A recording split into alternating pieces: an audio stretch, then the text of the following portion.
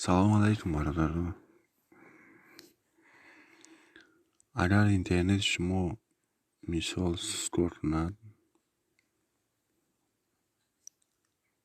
به شرطی اگر پکت اینترنت شما ارزان باشد، مثال 50 تومن یا 60 تومن یا 100 تومن کلچت میکنید، پکتتون ارزان سوی از اینترنت میشود.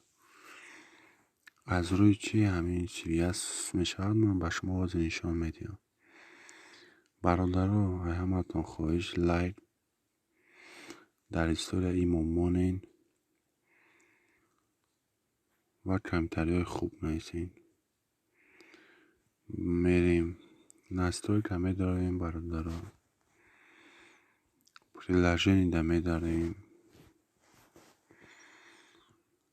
پروگرام های در اینجا نشان داره. همه پروگرام ها هستن. مثال پروگرام های توی اینترنت میداریم، سرویس گوگل پامیاد ده میداریم، از چی سیتیش میتونیم میبریم قفا فارسی استودیو میداریم، از چی سیتیش میتونیم. بسیار پروگرام هایی که شما میدارین، مثال همین پروگرام هایی که بسیار استفاده میبرین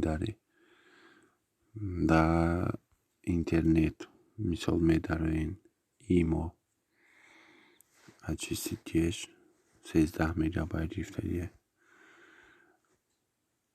اینستاگرام 354 مگابایت گرفته، HTTPS میتونین 0 وبسایت بسیار میگیرد. همینا رو همین خیلی میتونیم برادرها به حد کورس اینترنت خوب میشود.